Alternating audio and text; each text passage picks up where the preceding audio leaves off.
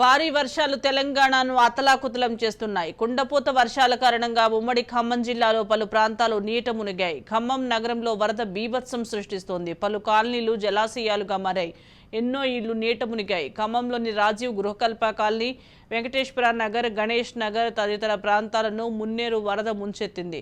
తమను కాపాడాలంటూ వరద నీరు చుట్టుముట్టిన ఇళ్ల నుంచి బాధితులు ఆర్తనాదాలు చేస్తున్నారు. ఇంటిపైకి ఎక్కి సాయం కోసం ఎదురు చూస్తున్నారు. దీనికి సంబంధించి మరింత సమాచారం మా ప్రతినిధి నవీన్ అందిస్తారు. నవీన్,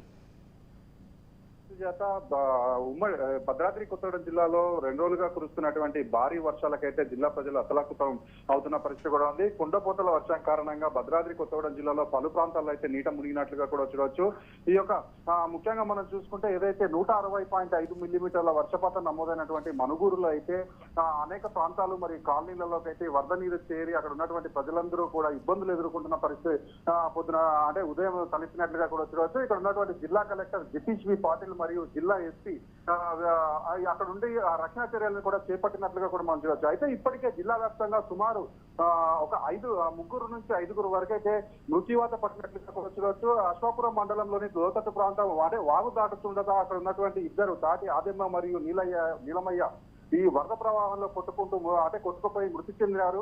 అదేవిధంగా మనం చూసుకుంటే ఏదైతే మనుగూరు మండలంలోనే పడుకున్నటువంటి ఒక వ్యక్తి ఈ వరద ప్రవాహంలో కొట్టుకుపోయి ఉదయం మృతి చెందినట్లుగా కూడా చూడవచ్చు.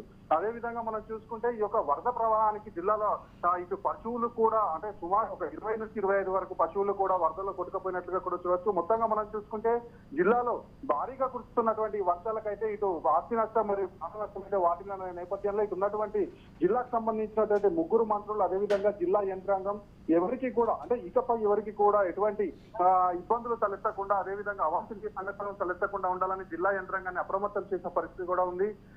మొత్తంగా మనం చూసుకుంటే మరో 2 రోజులు అంటే ఈ యొక్క జిల్లా భద్రాద్రి కొత్తగూడెం జిల్లాకి రెడ్ అలర్ట్ జారీ చేసిన నేపథ్యంలో మరికొంత అప్రమత్తతగా ఉండాలని అందరికీ అంటే జిల్లాధికారులందరికీ కూడా ఇటు అంటే ఇటు మంత్రులు కావచ్చు లేకపోతే రాష్ట్ర ప్రభుత్వం అయితే అలర్ట్ జారీ చేసి ఉంది. Right, thank you Naveen.